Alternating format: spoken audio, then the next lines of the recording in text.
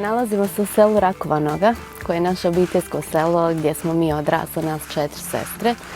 i gdje smo došli na ideju da napravimo nešto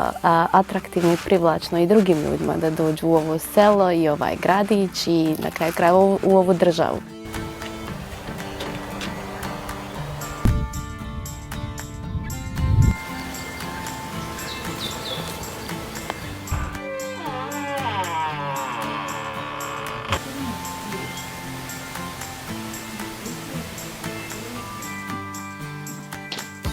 Lipa je moja nostalgija,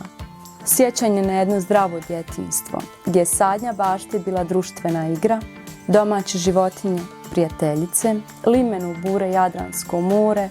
voda šumskog izvora energetsko piće, pucketanje vatre iz peći najljepša glazba, a miris petroleja uspavanka za laku noć.